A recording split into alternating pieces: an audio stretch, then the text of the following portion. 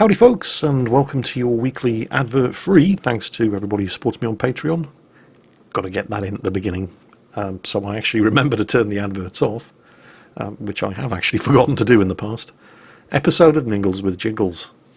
We're going to do something slightly different at the start of this week's episode. I have something that's actually quite sad to tell you, but it does have a happy ending. This was Samantha Levere. She died last week on Monday. She was taking a nap, suffered a pulmonary embolism and died in her sleep. She was 28 years old. When she was born, she was diagnosed with myotonic dystrophy, which is a form of muscular dystrophy, and there's no cure for it. Her father, John, who's one of my subscribers, and is himself on a disability pension, has had to look after Samantha single-handed since she was 11 months old. Now, John's obviously devastated by the loss of his daughter. But to make matters worse, because he lives on a disability pension, he couldn't even afford to give her a burial. Luckily, John's from Canada, and the government will take care of that sort of thing for you, but the government's generosity doesn't extend to providing a gravestone, so John couldn't even afford to mark his daughter's grave. John started a GoFundMe. He needed to raise 3,300 Canadian dollars in order to pay for the simplest and cheapest gravestone he could get. Yesterday, John emailed me to see if there was anything I could do to help. Now, while there wasn't a huge amount that I could do to help directly, I know a large number of salt miners who could. At the time John contacted me, he was still around about 1,500 Canadian dollars short of reaching his GoFundMe target. I put the news up on Facebook, and within an hour, you guys had smashed the 3,300 Canadian dollar total that John needed to be able to mark his daughter's grave. Thanks to your generosity, when John woke up yesterday morning and went to check the status of his GoFundMe page, he found that you guys had made it possible, thanks to your generosity, for him to visit his daughter's grave and actually be able to tell which one it was. Obviously there's nothing we can do to bring Samantha back, but at least now a grieving father is able to actually mourn his daughter properly. And that's all down to you. So from myself, and obviously from John, thank you all very much. I love that we were able to do that. Well, I mean, of course we're able to do that. People are able to do lots of things, but they so rarely do. And it's not the sort of thing that you expect from a bunch of gamers, is it? And that's what I like. I mean, I need to be careful what I say here. I mean, I don't like it. Nobody should have to bury their children. But I like that we're able to do something to help. Because that's pretty much the only thing that we all have in common. We all love playing games. And that's how people like to define us. We're gamers. And what are gamers good for? Well, if you listen to the world in general, and the news in particular, they'll tell you absolutely nothing. We're all good for nothing, time wasters who should be out doing a proper job. But most of us are. Most of us do actually have proper jobs. Well, not me, obviously. I mean, I sit in my house playing games, making videos about them and talking over them. It's not really a proper job. But most people who are identified or identify themselves as gamers do have proper jobs. Some of them have more than one proper job. People have families to look after. They have full-time education to undertake. Their fathers, mothers, brothers, sisters. There are so many more things that they do other than just playing games. But if you play games, that's the label that gets slapped onto you, and nobody expects anything much of gamers. And yet, here we are. Within the space of an hour, we've managed to give a grieving father some proper closure so that he can mourn his daughter's death properly. Who would have expected that of a bunch of gamers? If somebody told you that in the pub, you'd think it was a joke and you'd be waiting for the punchline. So, personally, I just love that we are able to defy people's expectations like this. By the way, I'm looking at the GoFundMe right now. John needed 3,300 Canadian dollars. And seriously? $3,300 for the cheapest and simplest pillow-style grave marker? Somebody needs to be ashamed of themselves if that's the money they're charging. But that is the money they're charging. But of the 3,300 that he needed, he's actually raised 3,815. That's raised by 80 people in one day. Now, John's obviously very, very grateful for everybody's generosity, but he did say, please stop donating. He's reached the target. He hasn't decided what he's going to do with the excess, which we're looking at the moment more than $500 over the $3,300 that he actually needed. But he's going to be giving it away to some kind of worthwhile cause. And once he's decided, I'm sure he'll be in touch and he'll let us know. So, a sad story. Obviously, nobody should have to bury their children, but at least there was a somewhat happy ending. And it was all down to a bunch of gamers. Who'd have thought? Well, anyway, moving on to other news. This week's Casual Saturday video was Battletech. I'm just looking at my Steam profile, and in the space of a week I have now sunk 58 hours into this game. And I'm not alone, am I? This game has been destroying relationships in the, well, barely over a week since it was released. Just one of the many, many similar messages that I received since putting that Battletech video up. This was from Eddie. Jingles, why do you always do this? Why do you always get me hooked into games like that? I saw it on Steam and I thought, nah, it might be alright, but nah. Now I saw your video and I got it. Damn you, Jingles. The sun is always shining and I'm sitting on my PC playing this game and it's your fault. Well, it's not just my fault, is it? You know, you can blame the developers for making a great game, but yeah, okay, I'll accept some of the responsibility. Some of the other comments amused me as well. This one from Commander Sweeper. The salvage parts were the great fun of the Battletech based games. Yep, I agree. MechWarrior 3, I was always shooting the legs off enemy Mad Cats because I wanted one. Yeah. You and probably everybody who played MechWarrior 3. See, that's the thing in the MechWarrior games, or the Battletech games. If you disable a mech, rather than destroying it outright by blowing up its center torso, so if you knock its legs out and completely disable it, there's a much, much greater chance you'll be able to salvage that mech after the battle and add it to your own MechWarrior Lance. And I managed to get a catapult just the other day by doing exactly that. I took a lot more damage knocking that thing out than I should have, because rather than knock out its missile launchers and, you know, incapacitate the pilot, I was just going for the leg shots because I thought, I'm going to salvage this thing intact if it's the last thing I do, and it very nearly was. But I got it. I did get it, and it is amazing. I want more of them now, of course. Now my aim, because this is one of the things that I really like about Battletech, because it's not like, well, other turn-based tactical shooters like XCOM 2, which is a great game. I mean, don't get me wrong, I love XCOM 2. But if they hadn't introduced a fatigue system in XCOM 2, War of the Chosen, where if you put the same people on mission after mission after mission, they get tired and they can no longer perform, which forces you to swap your team members out. If they didn't have that in XCOM 2, I would put the same team members on mission after mission after mission. Because in XCOM 2, once you've got a good team, which is usually one heavy weapons, one sniper, one ranger for close quarters combat, and a specialist, whether that be a hacker or a medic, that team pretty much covers every eventuality. You never really need to swap the team out, unless one of them gets injured and you have to rotate a member of the B team in. Battletech isn't like that. When you start playing, your battle mech Lance has a couple of mediums, if you're lucky, and a couple of lights.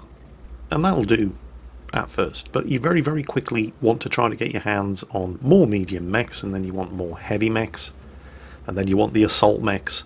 And once you've got an assault mech or two and a couple of heavies in your mech Lance, that's pretty much all you really want to be taking into your missions, because you want to keep taking your biggest, strongest, most heavily armed and heavily armoured mechs into battle. And that'll work for a while, but not always. And I like that about Battletech. I didn't at first, and there's one mission in particular in the storyline campaign that I'm thinking of here.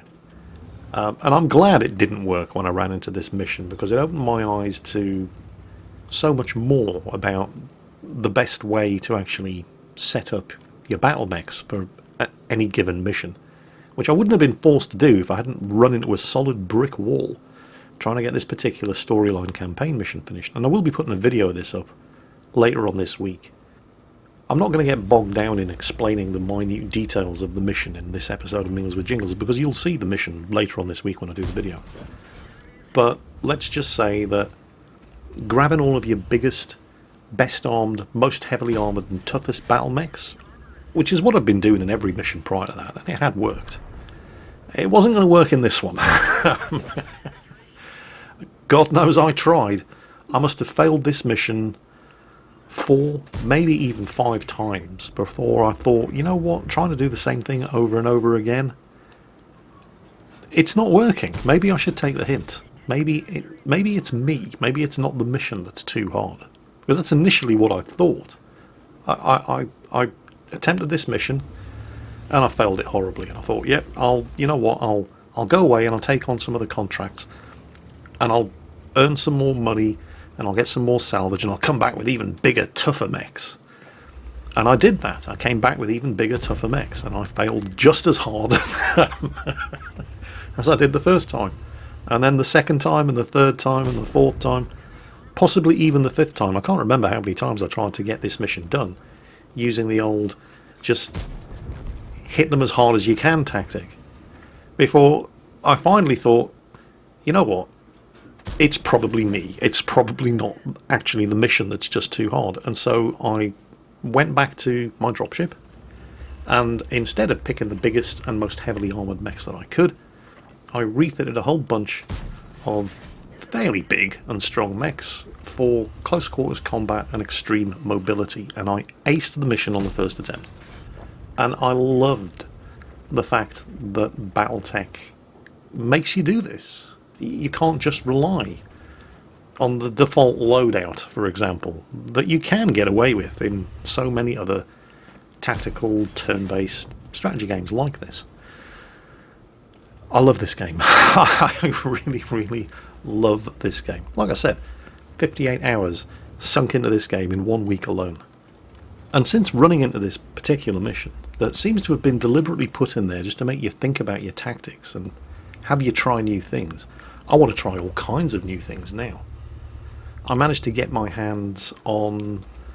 There's a battle mech that's known as a catapult. And this is what was his name? Commander Sweeper was talking about earlier, where when he plays, he specifically, when he sees a mech that he wants, he specifically targets the legs in order to just disable the mech without actually destroying it. So it increases your chances of being able to salvage the mech fully after the battle. And I came across one of these catapults in a mission, and I said, that's going to be mine. And I've got it. I've got my first catapult. I was watching Ector streaming Battletech over the weekend. He's got 2 of them, so I hate him. but I want to get some more, because there's something that I want to try.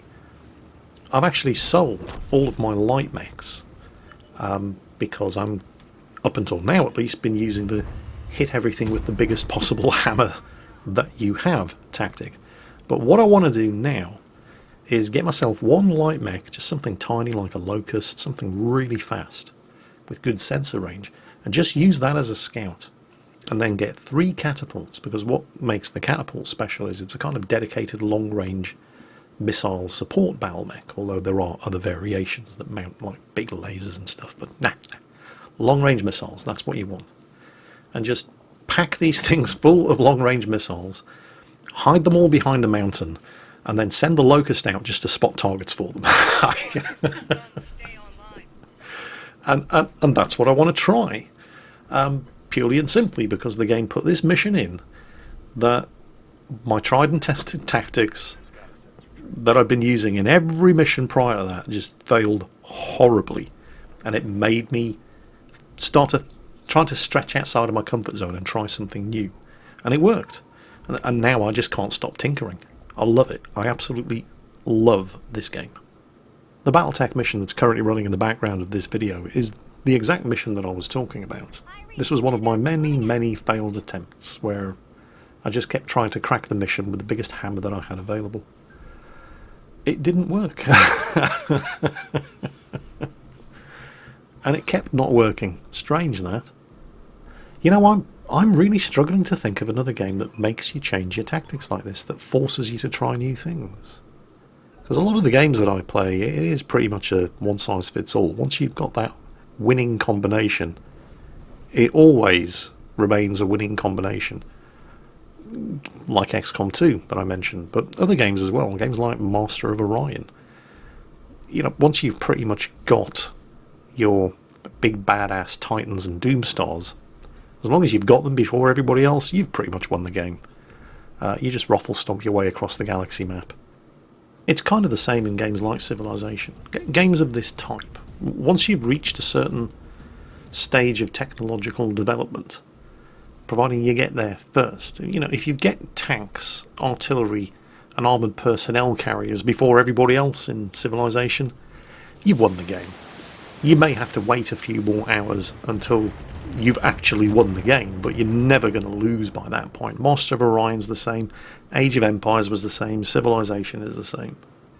In fact, to a large extent, most of the time when I'm playing a game like Age of Empires, Civilization, Master of Orion, all I'm really doing is picking the faction and adopting the playstyle that I know will ensure I will be the first person to get to that key technological point. Up until that point, all I'm really doing is expanding as quietly as I can, so I'm not drawing any attention or upsetting anybody, and just biding my time until I've got the technologies that I need in order to know that I've won the game. Maybe not right now. I might still have to click the next turn button for another 3 or 4 hours, but at that point the end is not in doubt. But then again, maybe that's me. Maybe that's not the game's fault. Maybe that's my fault because that's how I want to win the game. Why is that the way I want to win the game? Is it because the first time I played Civilization and won, it was because I'd achieved a conquest victory by doing exactly that, and I thought that's the way this game should be played? And that's just the way I've played these kind of games ever since, because if you look at games like Civilization, games like Master of Orion, there's more than one way of winning. It doesn't have to be a conquest or a domination victory every time. You can have cultural victories, technological victories. You can have diplomatic victories. If you look at Civilization Beyond Earth, there were about 7 or 8 different ways of winning, most of which I can't remember. Transcendence victory, that was one of them. So maybe it is just me. Maybe games are actually giving me more ways of playing and winning than I'm actually giving them credit for. If you go back to a game like Deus Ex, there were any number of different ways of playing that game. You didn't just have to grab the biggest weapon imaginable and max out all of your stats for combat and just go through gunning everything down. You could play the game as a ninja and stealth your way to victory. You could play the game as a hacker, and instead of directly fighting your opponents, you could hack their security systems and turn them against them. Skyrim did this as well. Although, well, did they? I mean, they did. There were any number of different ways of playing Skyrim, but everybody tended to go for the stealth archer build because it was ridiculously powerful. I did it too. But at least, you know, they tried to give you the option. They just kind of screwed it up by making one particular way of playing the game so much more powerful than everything else. You get that in MMOs as well. Particularly MMOs where large bunches of players group up in order to take down seriously badass AI bosses. Raiding, for example, where everybody tries to min-max their stats to get that extra 1% damage per second out that might be just what they need to finally get that boss down. And you've got what they call them cookie cutter builds, of kind of like the flavour of the month build for this particular character class. Like if you're trying to raid and you're not this skill setup, you're just wasting everybody's time. I really don't miss that. I don't miss that at all. I don't miss hardcore raiding in World of Warcraft one little bit. I mean, I loved it at the time. I don't know why. Because I'm working a full-time job. This was obviously before I started doing YouTube, when I was still in the Navy. In my last 2 or 3 years in the Navy, I worked at a place called the Admiralty Interview Board. Anybody who wanted to become an officer in the Royal Navy, Royal Marines or Royal Naval Reserves has to attend the Admiralty Interview Board, where they're assessed and interviewed and so on and so on and so on. And that's where I worked. Now, it was good because it meant that I could basically go home every night, except for when I was on duty, which only happened about once every week and a half. And so I'd go home at night, fire up the computer, and I'd play games. And my game poison of choice was World of Warcraft, specifically raiding in World of Warcraft. And including weekends, I probably put more time into World of Warcraft raiding than I did into my actual job, working at the Admiralty Interview Board. Because that's what it takes. This is supposed to be a game. I know, you're supposed to do this for fun. It's not supposed to be a second job. But that's kind of what it took to be competitive in the World of Warcraft raiding environment. And when I say competitive, I don't mean like ESL esports league competitive. I mean competing against other guilds on your server to be the first one to kill the bosses in the raids and so on and so on and so on. And it used to be worse than it is now. I play a lot of characters in World of Warcraft.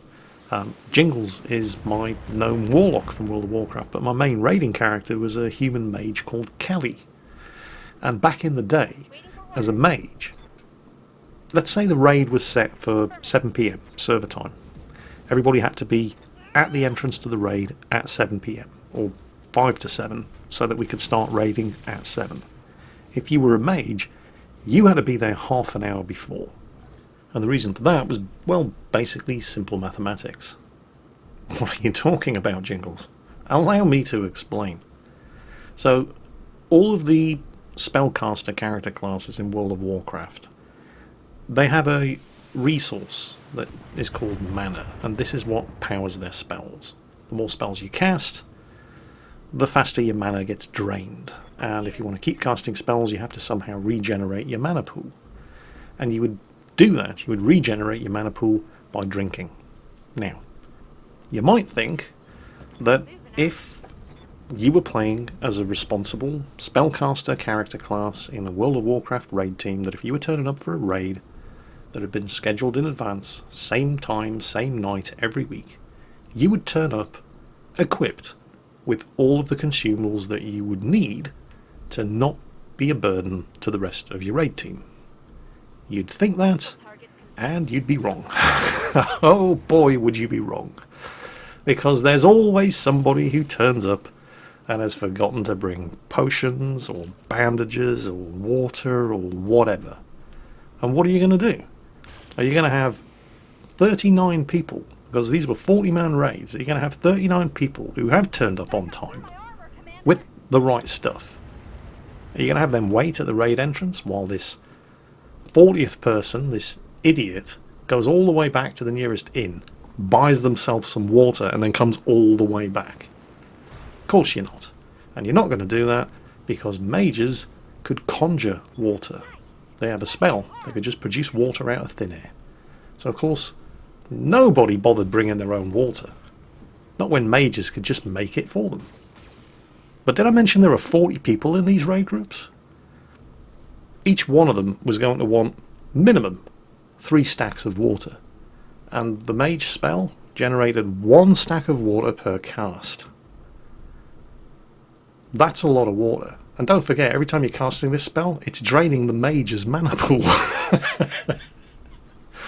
So once you'd made a dozen stacks, you had to drink one of those stacks in order to continue being able to conjure more stacks of water. You can see where this is going, basically. I mean, I don't have to draw you a picture. Yeah, this is why, as a mage, I had to be at the entrance to the raid half an hour ahead of everybody else, just so I could make enough water for everybody. And they didn't just want normal water. Oh, no, no, no, no. Only the best would do for a raid group. And where do you get the spell that allows you to even make the best quality water to regenerate everybody's mana pools in the shortest possible length of time? You had to go to the Dire Maul dungeon in Feralus on the continent of Kalimdor in World of Warcraft. There are people to this day who don't know where that is. Because it's such a massive pain in the arse to get to. And it was worse back in the day for reasons which I won't go into because I'm probably boring you enough already. But suffice to say that everybody wanted the best possible quality water that a mage could provide. But when that same mage stuck their hand up in guild chat and says, right, I'm off to Dire Maul to do the quest to kill the boss to get the best quality water, who's with me? Suddenly everybody had better things to do because it would take you half an hour just to get there. Oh, it was, yeah. And people did this for fun. Yeah, they did. Still do, apparently. But, yeah, no, not me. I got off that particular hamster wheel years ago, and I don't miss it. Now I'm on the making videos every day hamster wheel. Which occupies even more of my time, but I at least still enjoy doing this. And hopefully you've enjoyed it too, because that's it for this week's episode of Mingles with Jingles. Hope you've all had a great weekend. Now forget it because it's Monday, back to work, and as always, take care, and I'll catch you next time.